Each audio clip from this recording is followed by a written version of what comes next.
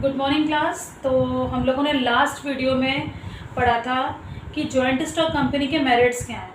अब हम इस वीडियो में पढ़ेंगे कि जॉइंट स्टॉक कंपनी के डीमेरिट्स क्या हैं, कि जॉइंट स्टॉक कंपनी में डीमेरिट्स क्या हैं। तो हम लोग देखेंगे point two point demerits of joint stock company of joint stock company.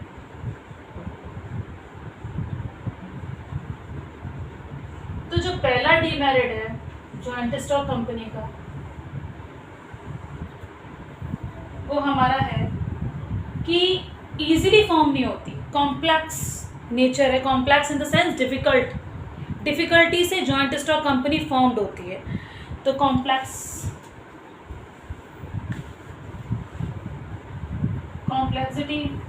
To formation, इसको कोई भी हम फॉर्मेशन करते हैं, फॉर्म्ड करते हैं, तो बहुत कॉम्प्लेक्स डिफिकल्ट टास्क है। क्योंकि अगर हम इसको कोई भी खोलते हैं तो हमें परमिशन लेनी पड़ती है joint stock company, and then joint stock company की परमिशन लेनी पड़ती है। और हमें इसको जब भी रजिस्ट्रेशन कराते हैं तो कोई प्रोसीडर्स के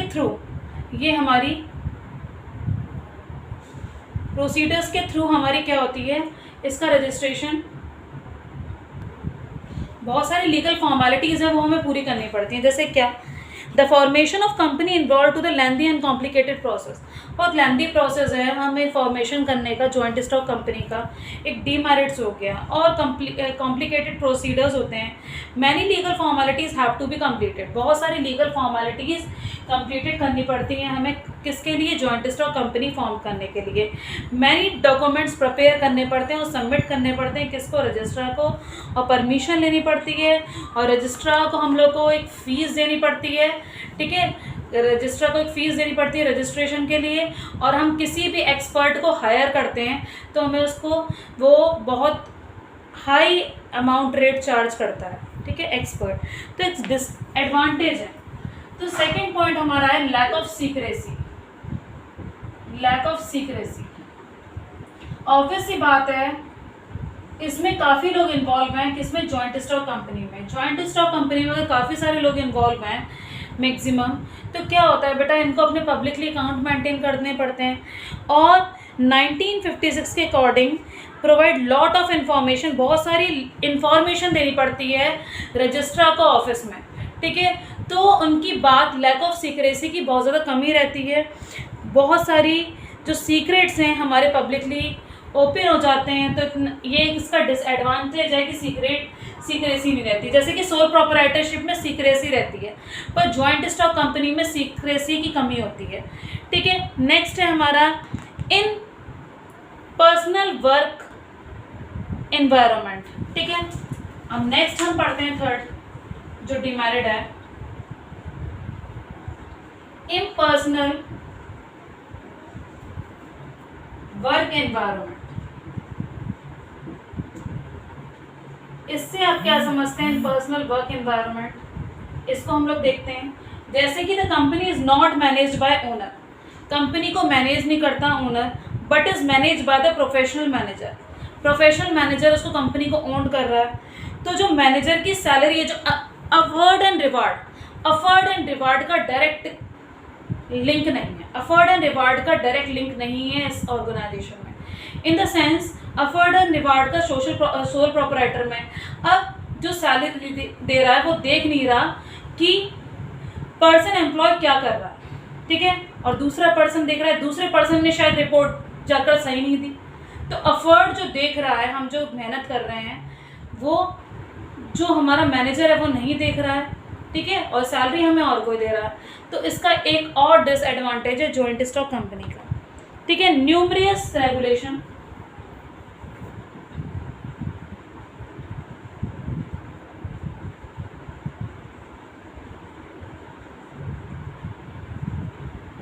ठीक ठीक है। फोर्थ पॉइंट है न्यूमरस रेगुलेशन, काफ़ी सारे रूल्स एंड रेगुलेशन होते हैं under over the joint stock company, जैसे कि the company form of the business has to compare the various legal formalities in different stage. हर स्टेज में बेटा बहुत सारी लीगल फॉर्मेलिटीज़ होती हैं, अगर वो लीगल फॉर्मेलिटीज़ नहीं कंप्लीट करते तो हमारी कंपनी को पेनल्टी देनी पड़ती है, जॉइंट स्टॉक कंपनी को, अगर हम वो लीगल फॉर्मेलिटीज़ कंप्लीट नहीं कर रहे हैं अपने ऑर्गेनाइजेशन में। तो हमें सारी जो लीगल फॉर्मेलिटीज़ होती हैं वो कंप्लीट ओवर करनी होती है, ठीक है। फिर क्या है बेटा, हमें एनुअल रिपोर्ट भी देनी होती है, हमें फाइल्स भी देनी होती है रजिस्ट्रार को, डे टू डे जो भी हमारे ऑर्गेनाइजेशन में होता है हमें कंप्लीट इन्फॉर्मेशन देनी पड़ती है। तभी बेटा इसका डिसएडवांटेज है लैक ऑफ सीक्रेसी ख़त्म होती है, सारी चीज़ें हमें पता चलती हैं दूसरों को जब हमारे यहाँ की लैक ऑफ सीक्रेसी ख़त्म होती है, और लॉट ऑफ टाइम स्पेंड होता है और कॉस्ट भी लगती है। ऑब्वियसली बात है, हम रजिस्ट्रेशन कराएंगे या एक्सपर्ट को हायर करेंगे तो कॉस्ट लगेगी, और टाइम, क्योंकि टाइम इसलिए लग रहा है क्योंकि हम एक्सपर्ट को हायर कर रहे हैं और हम रजिस्ट्रेशन करा रहे हैं, हम रजिस्ट्रार को ऑफिस में मेंटेन कर रहे हैं फाइल को, तो lot of time joint stock company की फॉर्म होने में लगता है, और जॉइंट स्टॉक कंपनी बहुत सारे फॉर्मेशन में टाइम पीरियड लगता है। अब फिफ्थ है डिले इन डिसीजन। ऑब्वियसली बात है, काफ़ी सारे लोग डिसीजन लेते हैं इसमें, ठीक है, डिसीजन तो लेंगे ही लेंगे, और वो डिसीजन की कंसल्टेंसी करेंगे, कंसल्टेंसी करने के टाइम पीरियड लग जाएगा, कंसल्टेंसी के टाइम पीरियड लगेगा, तो बेटा कंसल्टेंसी के टाइम बहुत ज़्यादा टाइम लग जाएगा, तो डिसीजन हमारा डिले हो जाएगा उसके थ्रू, ठीक है। नेक्स्ट पॉइंट पढ़ते हैं हम,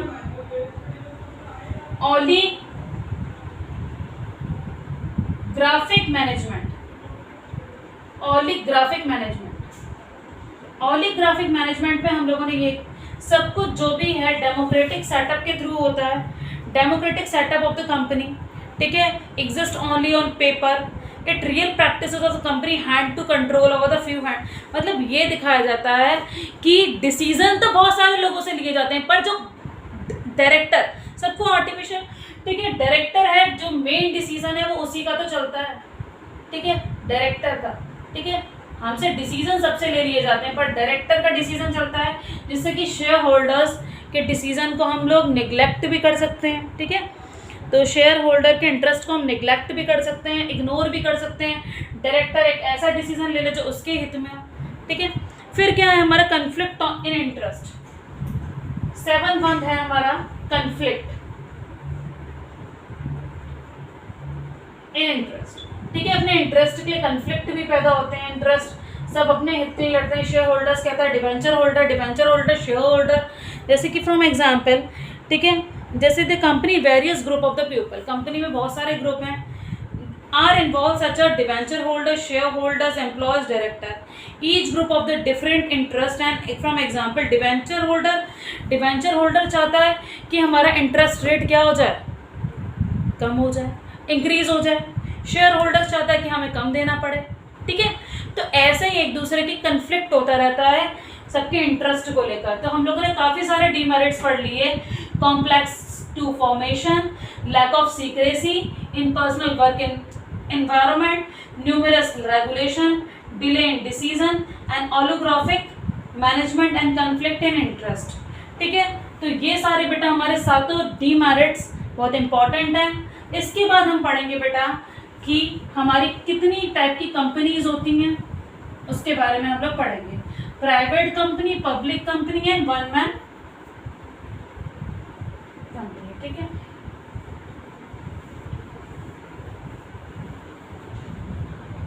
ठीक है, 1 person company, types of company के बारे में पढ़ें।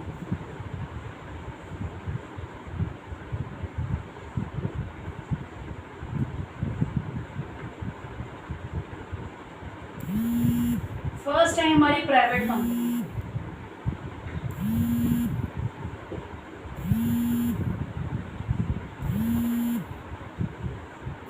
ठीक है। पहले किसके बारे में हम पढ़ेंगे, प्राइवेट कंपनी के बारे में।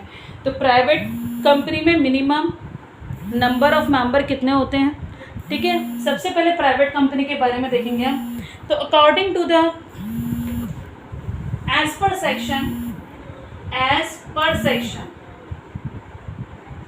कौन सा सेक्शन 2 और सब सेक्शन 68, ठीक है।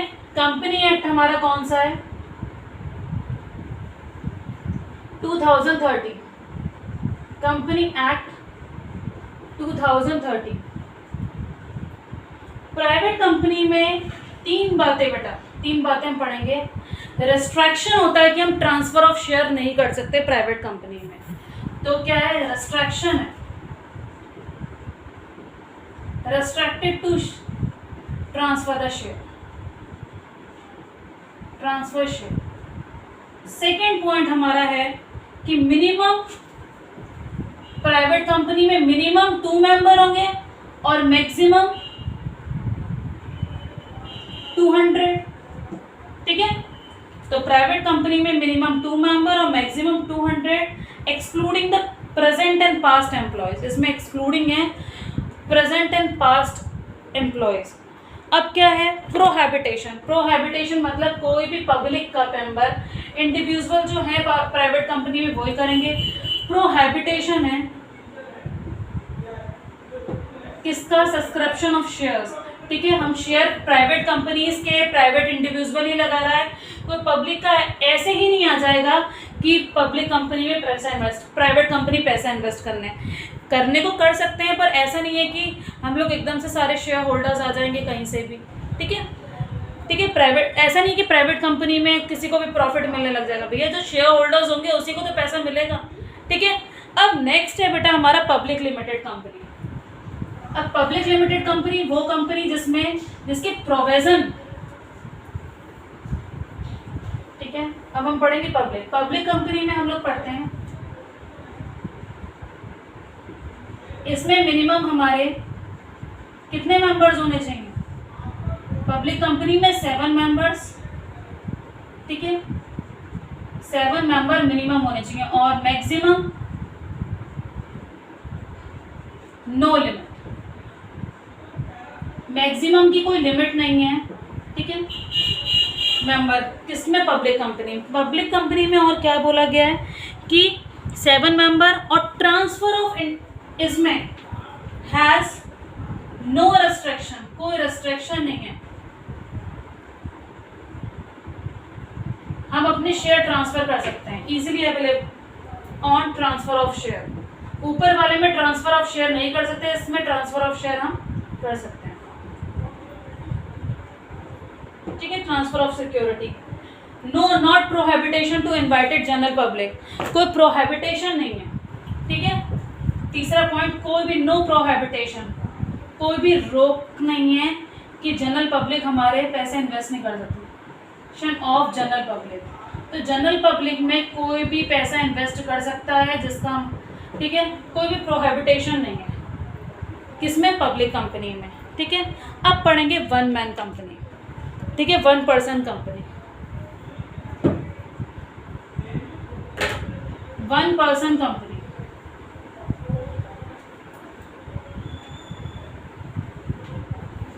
जो हमारी 1 पर्सन कंपनी है, ये जो आई कब आई, 2013 में, 1 पर्सन कंपनी, इसको बोलेंगे ओपीसी। थर्ड पॉइंट है, ठीक है, 1 पर्सन कंपनी, ये क्या है, ओपीसी। ओपीसी बेटा 2013 में आई और ये न्यू टाइप में एंट्री हुई, ठीक है, 2013 में आई और ये न्यू हमारी एक new type of company introduce हुई, ठीक है। अब इसमें कंपनी में क्या किया गया कि 1 पर्सन कंपनी ओपीसी में कुछ बातें बताई गई कि ओपीसी 1 पर्सन की कंपनी है, ठीक है। इसमें क्या क्या रिक्वायरमेंट है, रूल अगर देखें 3, ठीक है, सबसेक्शन 1, ठीक है, अगर रूल 3 ऑफ सबसेक्शन 1 के अकॉर्डिंग देखें कि इस कंपनी में क्या क्या है, कि इसमें सर्टेन केस ऑफ, अगर इसकी कैपिटल, अगर ओपीसी की कैपिटल एक्सीड हो जाती है, पेड अप कैपिटल एक्सीड हो जाती है, कितने से, 50 लाख रुपए से, 50 लाख रुपए से ज्यादा आप लगा रहे हैं, या आपका एनुअल टर्नओवर 2 करोड़ रुपए से ज्यादा आ रहा है, इतने से एक्सीडिंग टू 2 करोड़ रुपीस, तो 1 पर्सन कंपनी प्राइवेट में, तो ये जो 1 पर्सन कंपनी है प्राइवेट, तो 1% company converts to public limited and private limited, public limited और प्राइवेट लिमिटेड। तो पब्लिक और प्राइवेट लिमिटेड में ये क्या हो जाएगी, कन्वर्ट हो जाएगी। तो बेटा ये है 1% कंपनी का। तो अभी हमने 3 कंपनीज के बारे में पढ़ा, public company, private company and 1% company. ठीक है, तो क्वेश्चन कैसे बनेगा इसमें एमसीक्यूज में, तो 1% कंपनी किस एमसीक्यूज देखते हैं अब इसके। पहले एक टॉपिक और पढ़ते हैं इसके बारे में कि क्या क्या बेनिफिट है प्राइवेट कंपनी के over public company. Private company को चलाने के लिए ओनली 2% की नीड है। ठीक है, मतलब मैक्सिमम तो कितने हो सकते हैं, ठीक है, पर पब्लिक कंपनी को 7 के बाद हम खोल सकते हैं। 7% तो हमें पब्लिक कंपनी में चाहिए। Board of director private company में 2 होने चाहिए स्टार्ट करने के लिए, पर पब्लिक कंपनी में 3 बोर्ड ऑफ डायरेक्टर होने चाहिए। जो कंपलसरी है, कंपलसरी नहीं है प्राइवेट कंपनी में कि पर्सन का इंडेक्स मेंटेन करना, ठीक है, मेंबर का इंडेक्स मेंटेन करना, पर पब्लिक कंपनी में इंडेक्स मेंटेन करना कंपलसरी है। 4th पॉइंट, जो भी प्राइवेट कंपनी लोन ले रही है उसमें प्रायर परमिशन नहीं लेनी पड़ती गवर्नमेंट की, पर पब्लिक कंपनी को प्रायर परमिशन लेनी पड़ती है। कोई भी मीटिंग्स इतना कंपलसरी नहीं है प्राइवेट कंपनी को होल्ड करना स्टैट्यूटरी मीटिंग, पर पब्लिक कंपनी को स्टैट्यूटरी मीटिंग होल्ड करनी पड़ती है। ठीक है, कोई रेस्ट्रिक्शन नहीं है, हम किसी को भी अपॉइंट कर रहे हैं, किसी को कितनी रेमुनरेशन दे रहे हैं, कितनी भी दे रहे हैं पब्लिक प्राइवेट कंपनी में, पर पब्लिक कंपनी में रेमुनरेशन अपॉइंटमेंट एक फिक्स होना चाहिए, गवर्नमेंट के थ्रू होना चाहिए। ठीक है, it is not necessary the private company, कोई नेसेसरी नहीं है कि प्रोस्पेक्टस इशू करे कौन, प्राइवेट कंपनी, पर पब्लिक कंपनी को अपने प्रोस्पेक्टस इशू करने पड़ते हैं, इन्वाइट करना पड़ता है जनरल पब्लिक को। ठीक है, फिर next, private company can commence the business after certificate. तो बेटा आफ्टर सर्टिफिकेशन, जैसे कि मान लो कि 7th पॉइंट हमारा ये था कि जो प्राइवेट कंपनी है, ठीक है, इसको क्या जरूरत है इस चीज की, इसको रिसीव नहीं करना, सर्टिफिकेट मिल गया, इसको सर्टिफिकेट मिल गया, पर पब्लिक कंपनी को किसकी जरूरत है, तब वो कमेंस कर सकती है अपनी कंपनी को, इसको रिसीव कर लेगी सर्टिफिकेट, रिसीविंग द सर्टिफिकेट, इसके बाद हमारी कंपनी स्टार्ट हो पाएगी। तो बहुत सारे डिफ्रेंसिएशन थे किस किस में बेटा, कि पब्लिक प्राइवेट कंपनी में थोड़ा कुछ relaxation in comparison of public company. ठीक है, अब बेटा हम लोगों ने ये पढ़ा, अब इससे रिलेटेड हम एमसीक्यूज देखेंगे किस टाइप के एमसीक्यूज बन सकते हैं।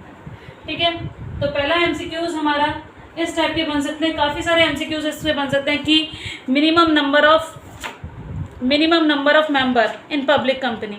ठीक है, तो इस टाइप के minimum number of public company, और जैसे क्वेश्चन दे रखा है, the private limited company can be allotment of share is done without receiving minimum subscription. तो क्वेश्चन बहुत अच्छा है, क्वेश्चन हम देखते हैं क्या क्वेश्चन है। इन प्राइवेट लिमिटेड कंपनी, कोई प्राइवेट लिमिटेड कंपनी है, क्वेश्चन है private limited company can the allotment of share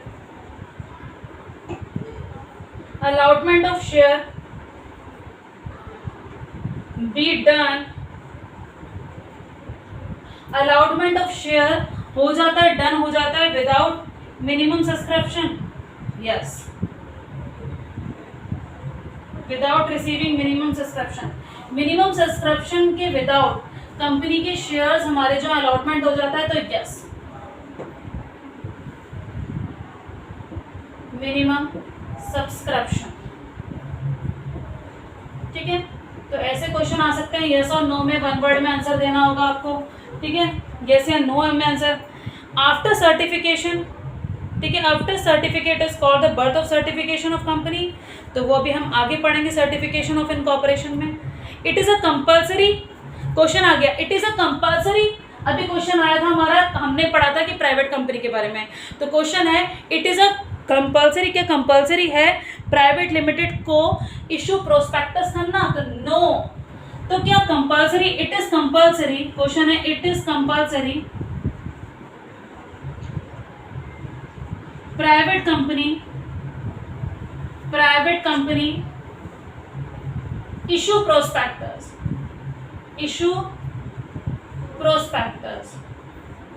क्या प्राइवेट कंपनी को प्रोस्पेक्टस इशू करना कंपल्सरी है? नो।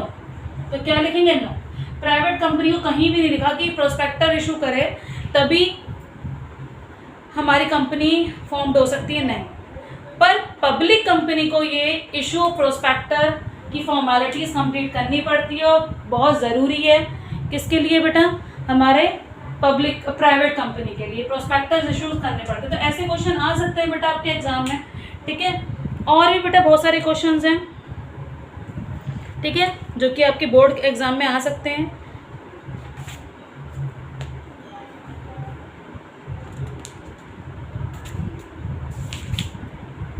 ठीक है, जैसे कि एक क्वेश्चन आ गया, द मिनिमम नंबर ऑफ, एक एमसीक्यूज आ गया, minimum number of member of private limited. Private limited में मिनिमम मेंबर कितने होते हैं? तो पहला ऑप्शन है 4, दूसरा ऑप्शन है 6, तीसरा ऑप्शन है 5 और चौथा ऑप्शन है 2। तो 2, ठीक है। अब एक क्वेश्चन और आ सकता है कि वन मैन कंपनी में, वन पर्सन जो कंपनी है, क्वेश्चन एक और, वन पर्सन कंपनी ओपीसी, ठीक है, जो ओपीसी है, maximum exceed capital exceed paid up capital. तो कितनी नहीं होनी चाहिए एक्सीड कैपिटल? अगर 1 मार्क्स में आ जाता है तो कितनी? 50 लाख, ठीक है, 60 लाख, 80 लाख, तो 50 लाख। और कितना? एनुअल टर्नओवर से ज़्यादा नहीं होना चाहिए। एनुअल टर्नओवर, तो कितना एनुअल टर्नओवर से ज़्यादा नहीं होना चाहिए? कितना? 2 करोड़ रुपए से ज़्यादा नहीं होना चाहिए। तो बेटा ये थे इससे रिलेटेड एमसीक्यूज। इसके बाद हम लोग पढ़ेंगे कि हमारा इसके आगे क्या क्या है, ठीक है। इसके आगे हम पढ़ेंगे कि हमारा सर्टिफिकेशन ऑफ इनकॉर्पोरेशन, ठीक है, हो गया। सर्टिफिकेशन ऑफ इनकॉर्पोरेशन आगे वाली क्लासेस में पढ़ेंगे। अब नेक्स्ट वीडियो में हम देखेंगे formation of joint stock company. Joint stock company जो बनती है तो कैसे फॉर्म्ड होती है, फॉर्मेशन क्या, ठीक है। तब तक के लिए बेटा good bye, have a nice day.